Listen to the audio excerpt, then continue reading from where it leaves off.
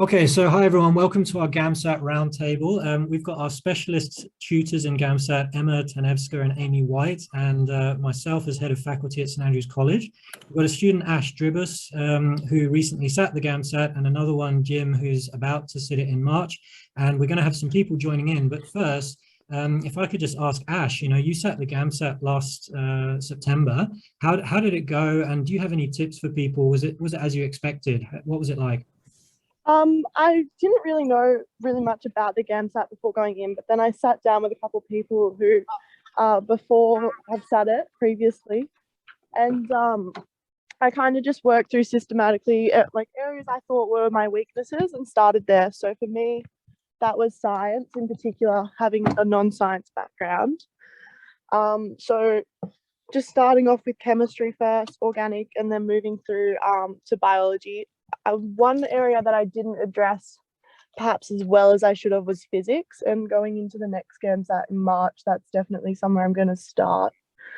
And then just for section 1 and 2, section 1 I found pretty, like, in terms of the other two, difficult to study for, in that it's just dependent on the text you get on the day. I guess it's good to practice going through text, and finding kind of tips and tricks and what to look for in the answers, and that being, like, for example, if they give 2 words, the 2 that fit the best. But yeah, it was kind of just the luck of what you got in the day.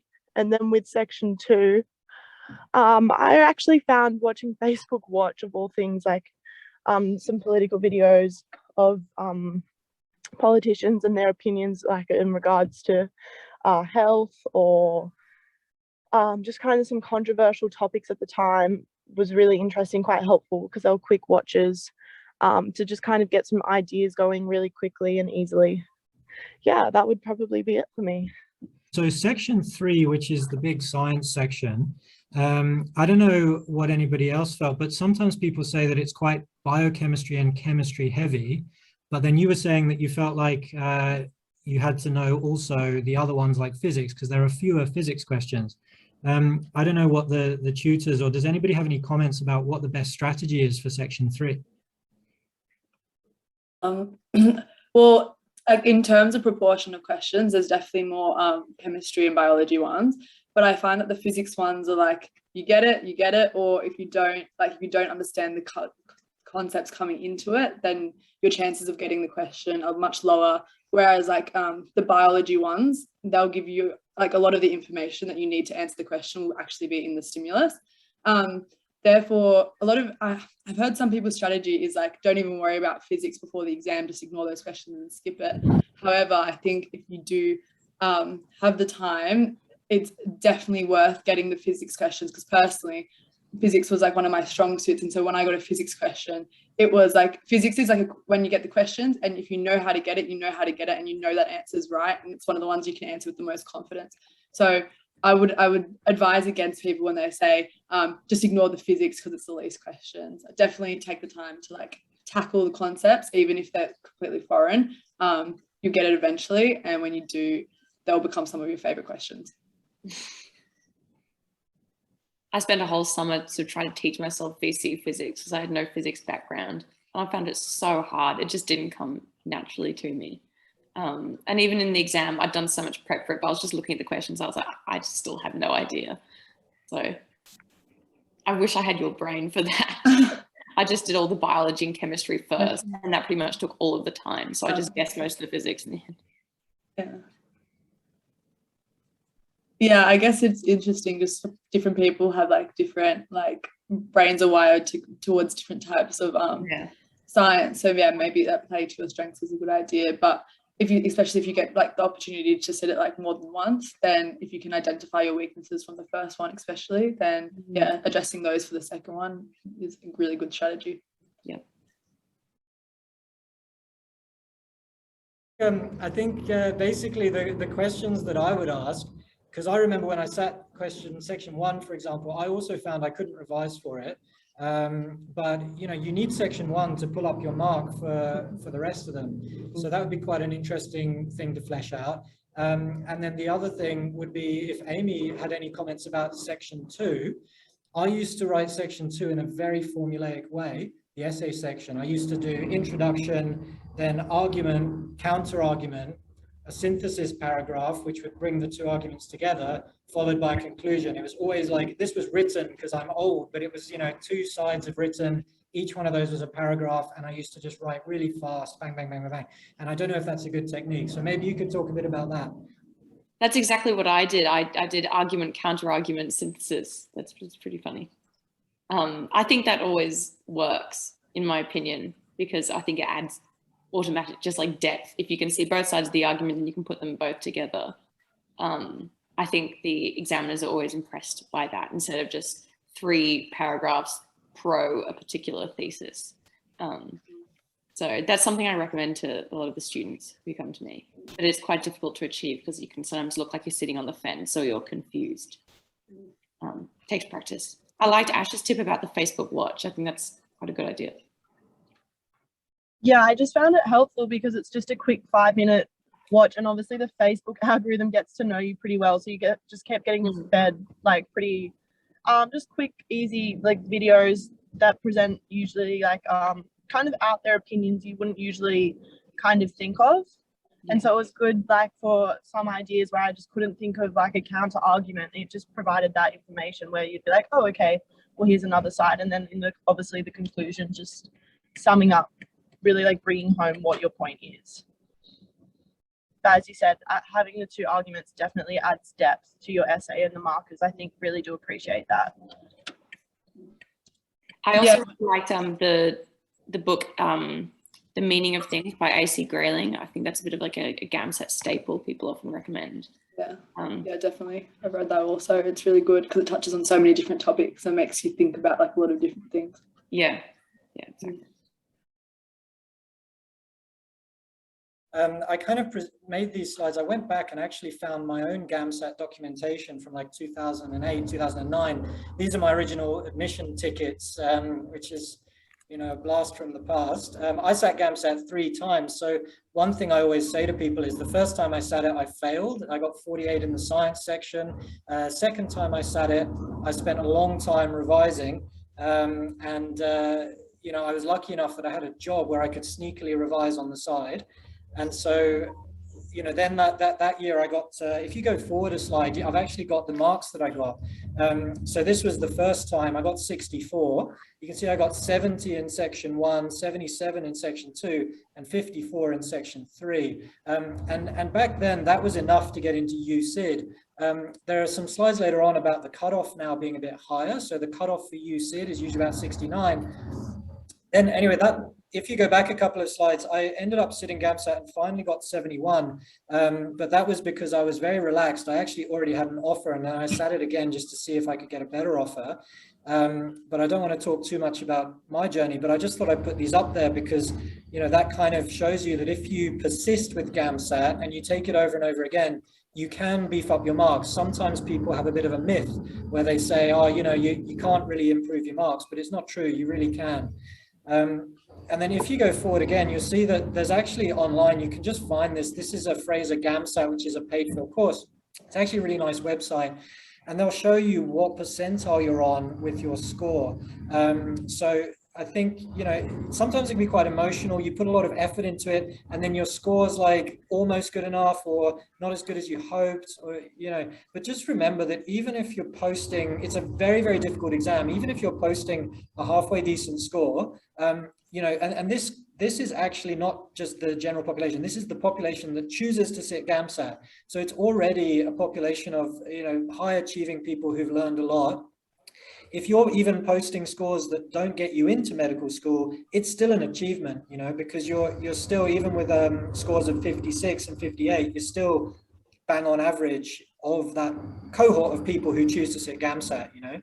And if you go forward again, there's just another slide that shows that a bit more. And sometimes people say, you know, do you need over 70 to get in? But it's not necessarily true, because actually over 70 puts you usually in about the top 4%, but you don't actually need over 70. You can see here, scores of 65 still put you in the top 15% of all the candidates. and if you carry on going down a little bit more, you see, I don't know if you've all seen this, but these are the Australian cutoff points according to that website. So you can see it varies quite a lot depending on the university. And actually, you know, each university has a different way that they assess GAMSAT, different weighting they give to the sections, different cutoff point, and then a different application where they might do certain emphasis on portfolio stations to look at your work experience or whatever it is. So I always say to people, you know, you can actually tailor your application to what suits you and what would get you the best result. At that point, I'll probably stop and invite anybody else to comment on what I've just said. I don't want to talk too much myself. I'd also say to anyone, don't ever be discouraged from actually applying to medical school. So if you have a mark and you think, oh, this won't get me in, still take the time to apply, because I've had a friend that wasn't even going to bother applying and ended up getting into Notre Dame. And now when we look back on the fact that she wasn't even going to apply, it would have been like a mistake. So always apply, because you never know. And even having practice with the application process and writing your portfolio, even if you don't get in, that will like help you see where you need to focus, like your volunteering work or your extracurricular activities for like the next application. And just to pick up on that, I actually think that's really important.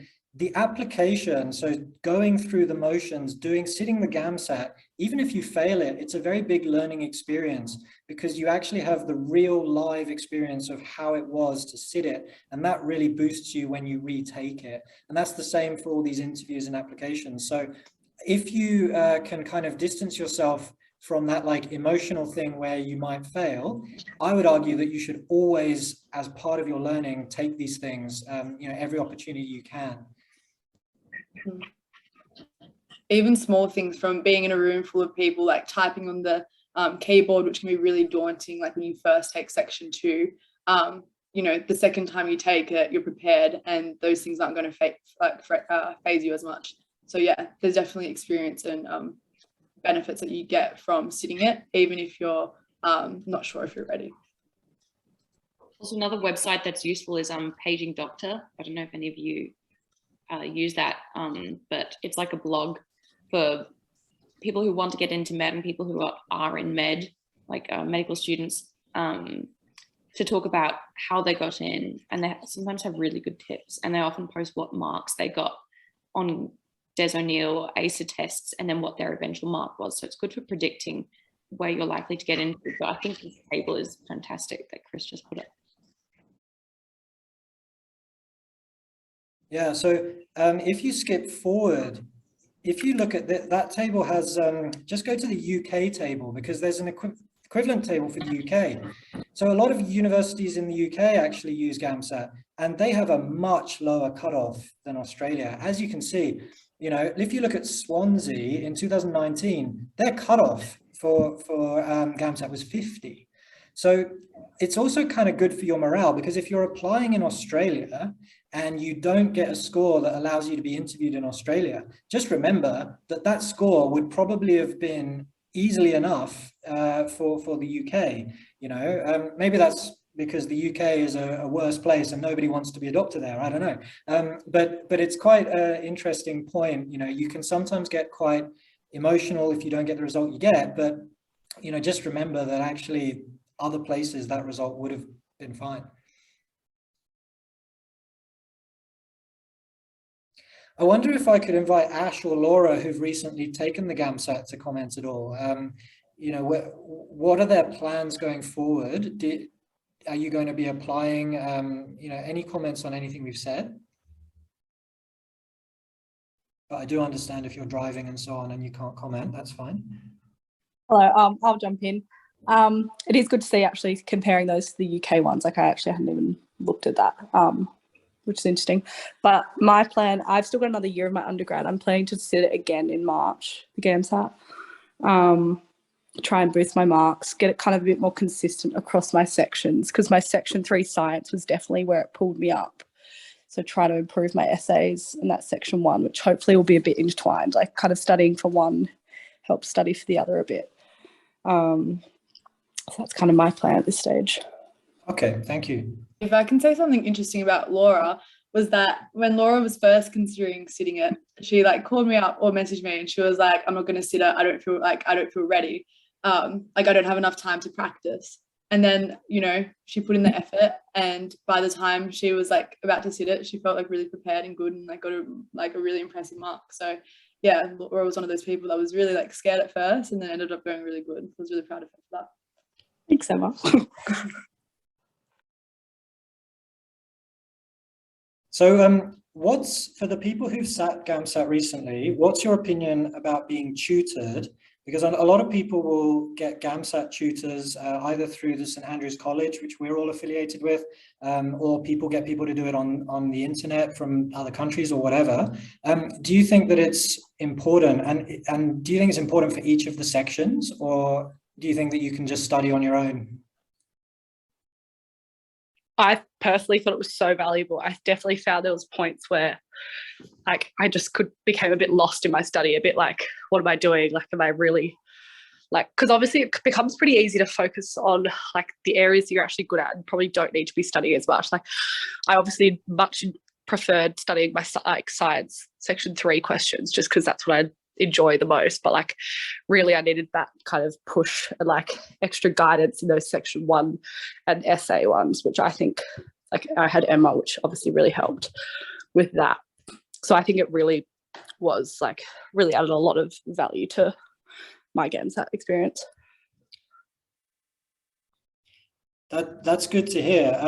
Could I ask more about that on section 1? Because coming back to what we were saying at the beginning, I found that it was quite difficult to revise or be taught section 1. I just took practice papers. Does anybody have a particular tip for section 1, the humanities one? How I recommend studying for section 1 is firstly just practice questions, which is the best ones would probably be Des O'Neill and ACE GAMSAT. Then also like a lot of wide reading and reading things that you're not necessarily comfortable reading. So like I'd read Charles Dickens, I even started like War and Peace, like things that like, you know, weren't just like, wouldn't be my usual before nighttime like read. And because it gets you used to like reading things and your like brain used to like processing things quicker that it isn't used to. And also I would also like recommend like things that are then like also would be useful for like section 2. So then you're like hitting 2 birds with 1 stone. So like maybe something, if you like your undergrad is in psychology, maybe like read something about like an economics book that, you know, you're coming across all this jargon you've never heard, but your brain has to like filter through it. And also might be like useful if you get like a topic on kind of capitalism or something in like section 2. Yeah, and then just doing a lot of the practice questions, what I did, and if you have time, it might be useful, but it does this is something if you kind of start studying in advance. I started like a word bank of words that I came across that I didn't know the definition of, which there was quite a few, because you start using all these like fancy words that are kind of like out of the English language, but are technically, I guess, still words. And it was actually really interesting because I used to think annexed meant when you got rid of something, but annex actually means when you like bring something in. So I found that one of the practice questions, so that I wrote it in my word bank. And then in my GAMSAT, that was one of the definitions, like did they annex this country, or like did they not annex this country? And I only got the question right because I now knew what annex means. So yeah, it is a little bit of effort, but it also makes like doing those section 1 questions a bit more worthwhile if you can create a word bank of like things that you've come across and don't know the definition of. That's a great example. I think from memory, annex means like it's like a attachment, like a roof attachment or something, yeah, to a house or something. So yeah, you probably, I don't know if your education, but for mine, I thought of like Austria being annexed or something like that in the war. But yeah, so I think that's also particularly important for the students who maybe English isn't their first language, right? Because section 1 in my experience was quite difficult, and I'd even done a Master of Arts in English Literature. So I think that's a really good tip to kind of make it part of your life, that you're learning vocabulary and reading a lot of stuff you're not comfortable with. Really good idea.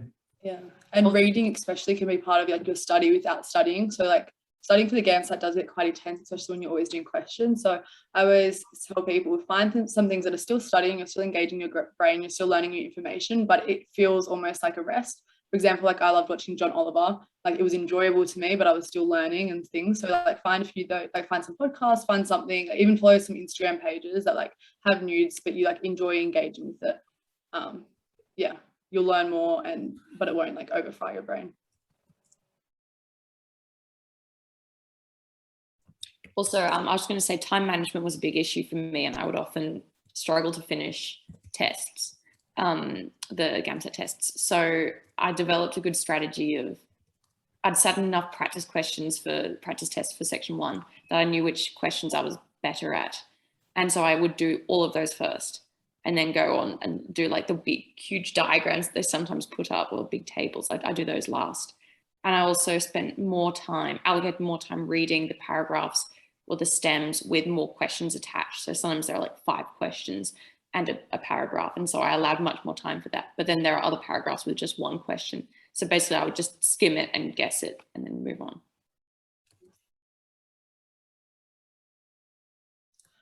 Also, another thing I would say is, especially going forward, figure out before you start studying whether your exam is going to be online or in person, if they're going back to in person, because I found, especially section 1, it was quite different because you can't like circle things, you can't online things, and practice with whatever your exam is going to be.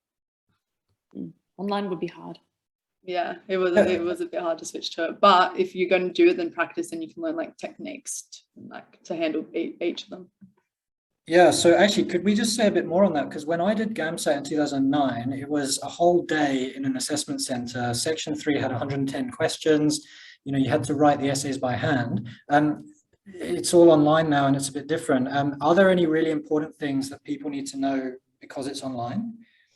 So I sat March 2020. So I was the people that was going to be normal, and then the COVID hit, and then it was cancelled and then like turned to online. So there's also 2 types of online exams. There's the ones that are like you're actually in your own room and you sit it on 2 different days. And you know, that will happen when it's like if we're in a lockdown and they can't get you to the testing center. And then there's also the other type, which is like you're in a testing center, but it is an all-day thing. They've also made the exam shorter now that it's gone online. So I think section 3 used to had 110 questions, and now it has, I want to say 75.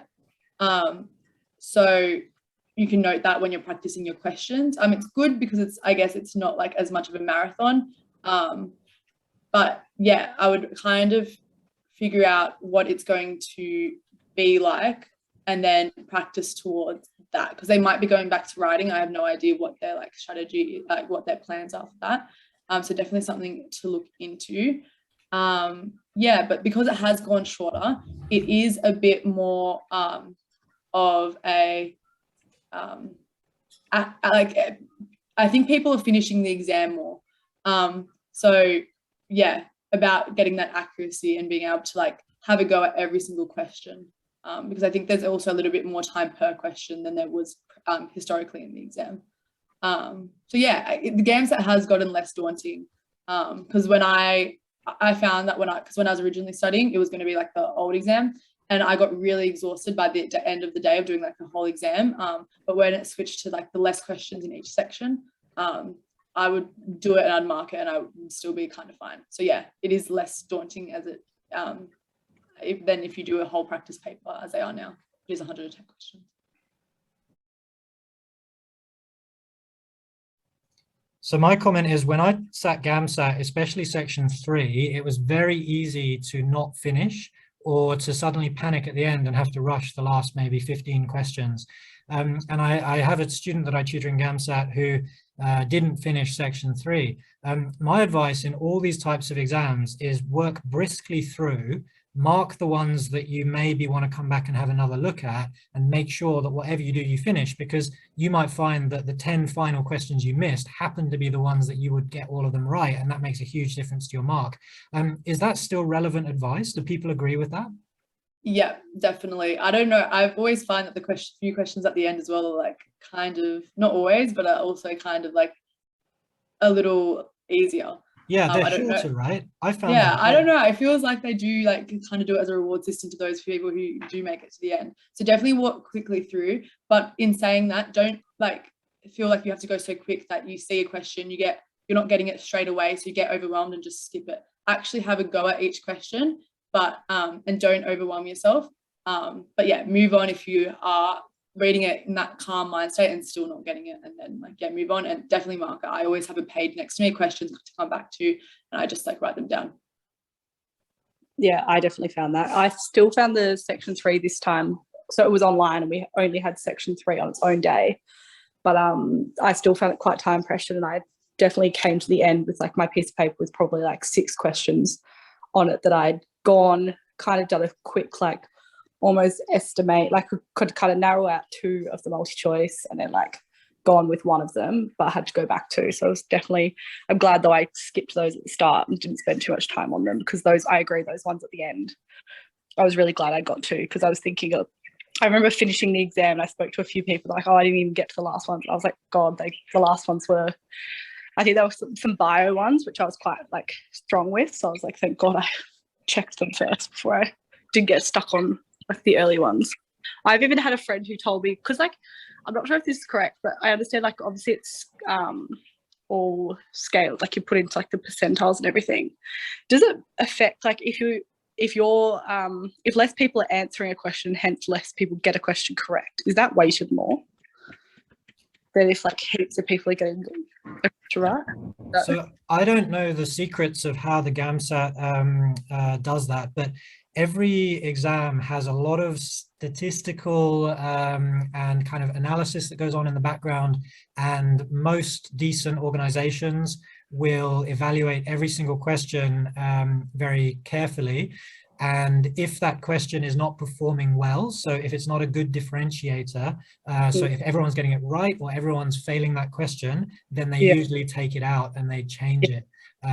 So they will have various statistical ways that they do all that behind the scenes, but I don't know exactly how they do it.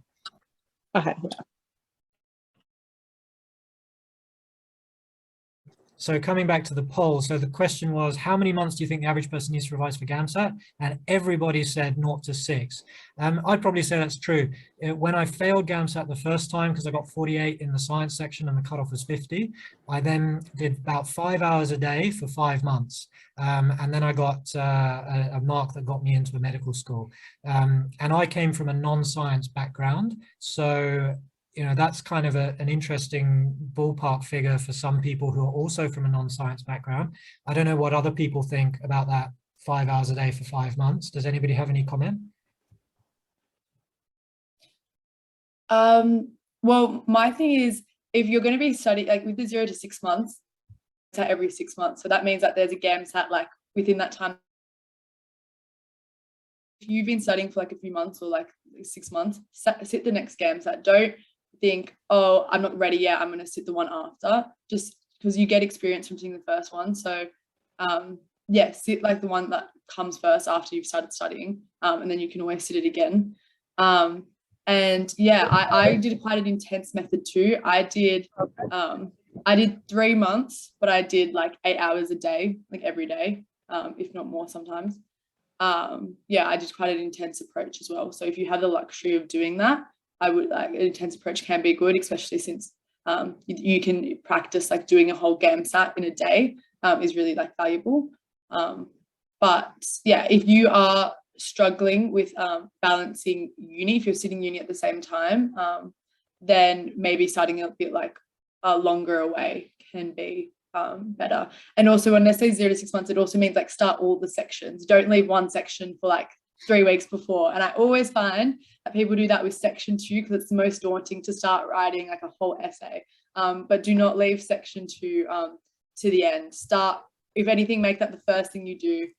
It's daunting, but section 2 is the one that like definitely like improves with so much practice. That's great advice. Does anybody else have any advice?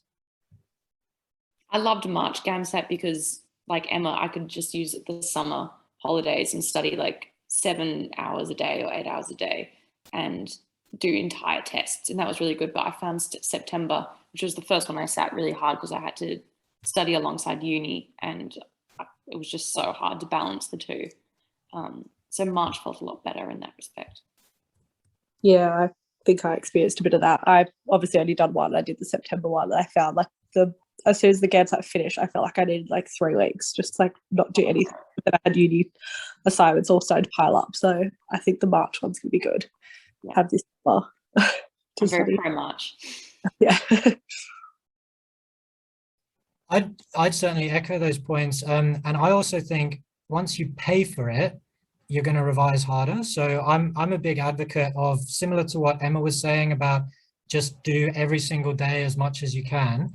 If you can clear your schedule as much as you can, and once you kind of pull the trigger, if you want to use that phrase, you're in the GAMSAT zone and you're just going for it 100%, and all your time until you sit it is GAMSAT. And I think it helps to actually pay for it. Don't hesitate to book it.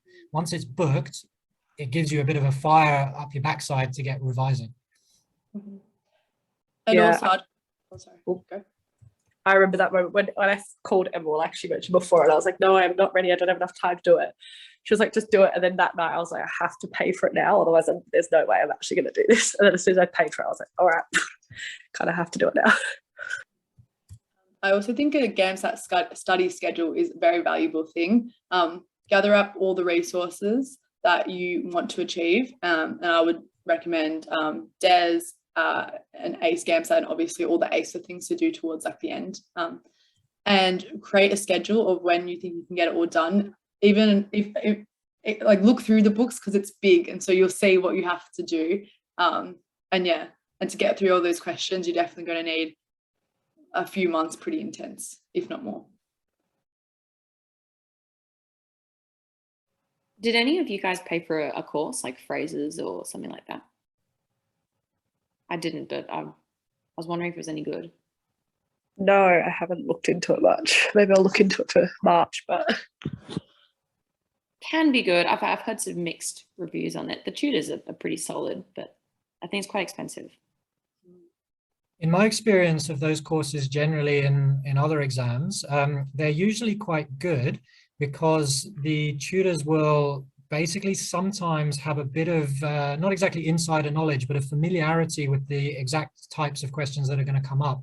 So sometimes you find that attending the course really focuses you exactly on the sort of questions you're going to get.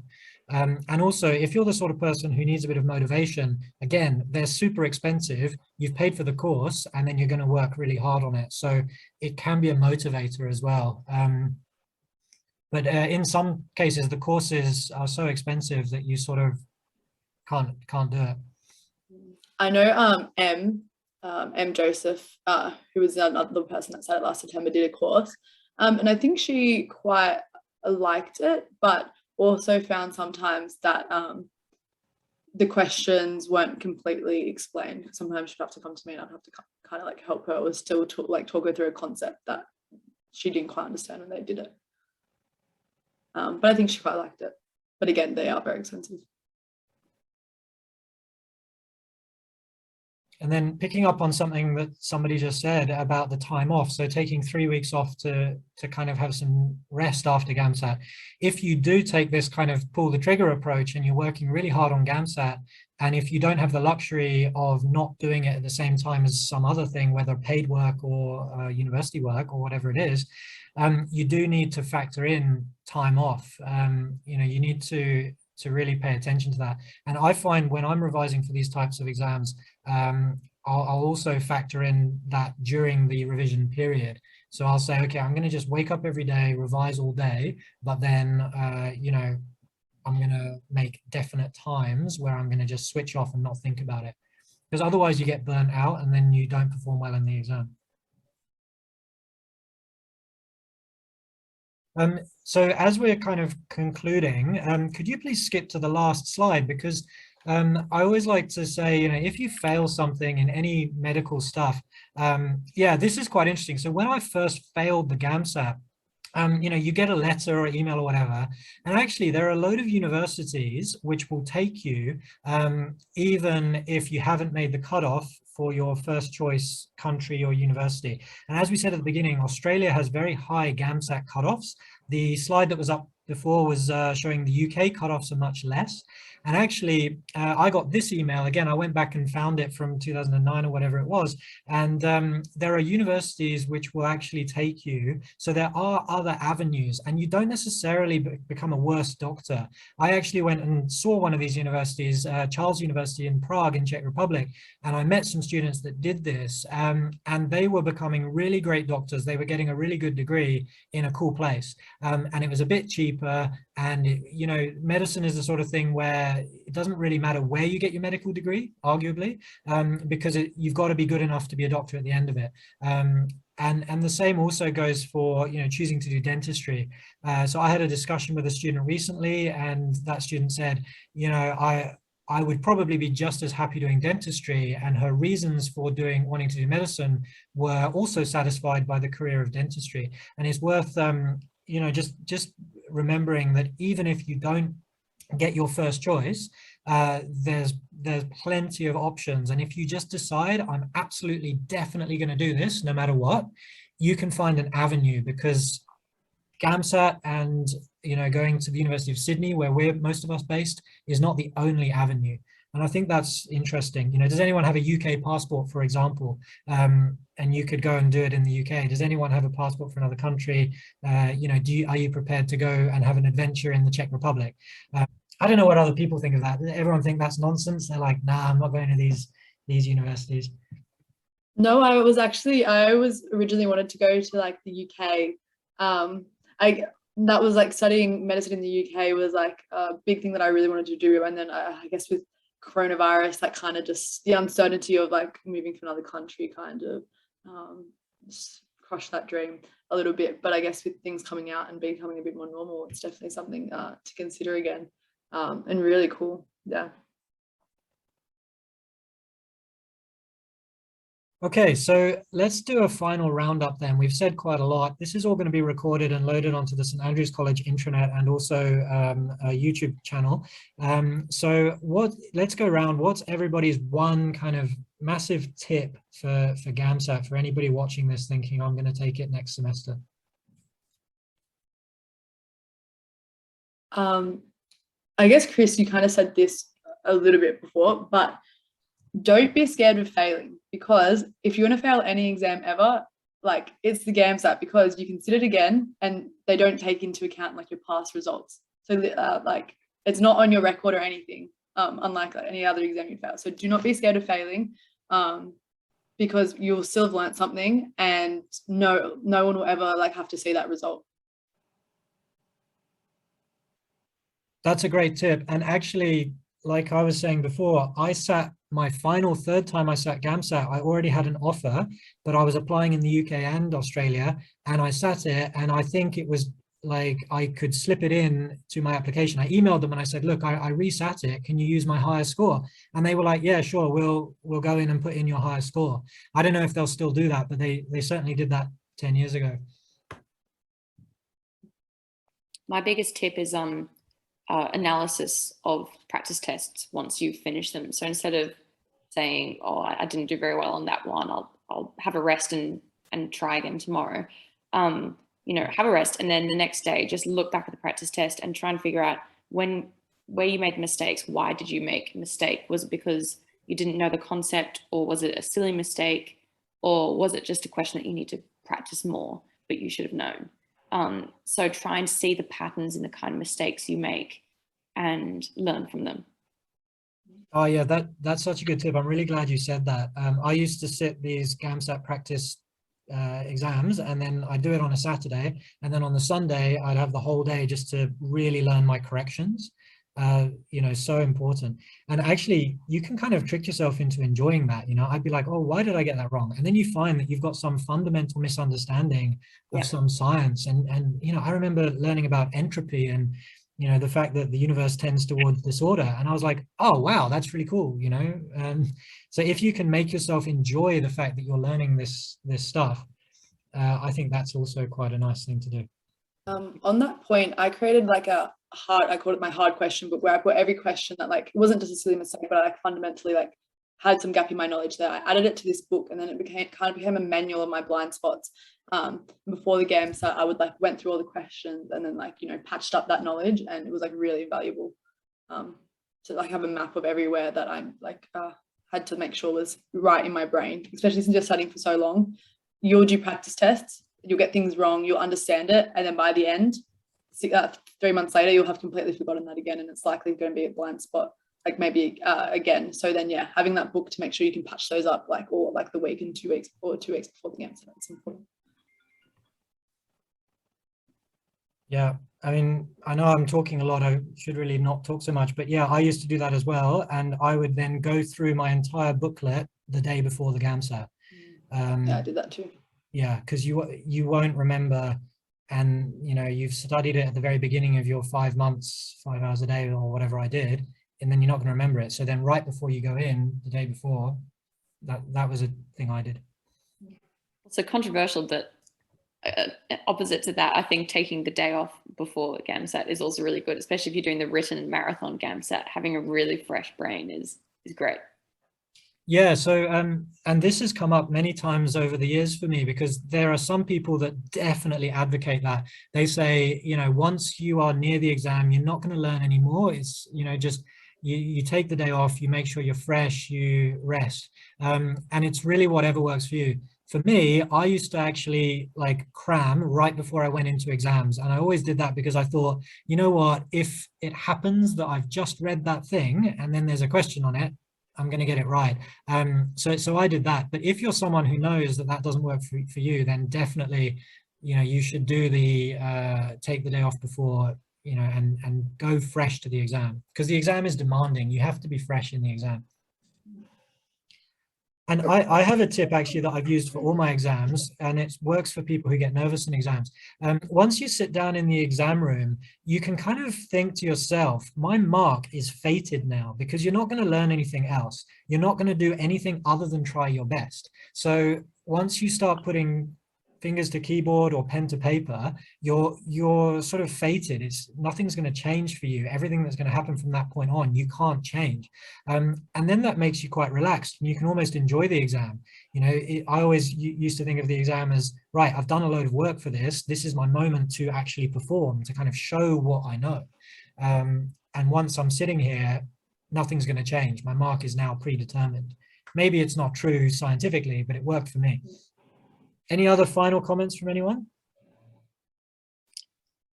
I also, during the lunch break in my exam, I sort of had a really big meal, and then I just went for a walk, and well, sort of like a walk jog, and people probably thought I was insane, but I thought it was good to sort of get the blood pumping before section 3.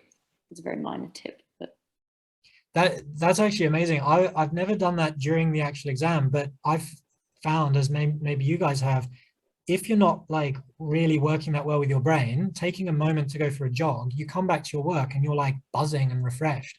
You got all the endorphins going, you feel relaxed, you know, you've probably opened up some blood vessels, I don't know, but it seems to work. So yeah, good on you. That's actually a really good tip.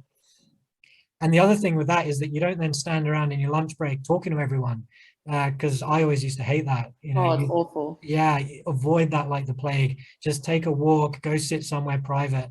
Do not get in a circle of people who are all sitting in the GAMSAT together and talk about it, because you will end up in a bad place.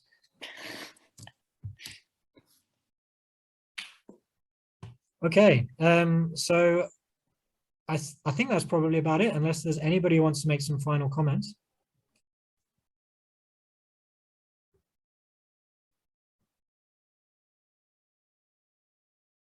But I think let's close it there, because thank you. I appreciate that all of you have got busy lives, and it's really done us a big favor for everyone showing up. Thank you very much for being part of this. I hope that some of the stuff we said has been useful. Yeah, thank you so much to everybody. Good luck to everybody who's listening to this and is going to take the GAMSAT. And I hope that some of the stuff we said has been useful. Thanks, Chris. Yeah, thank you. Thank you, everybody. Bye-bye. Thanks, Chris. Thank you. Thanks, Chris. Thank you.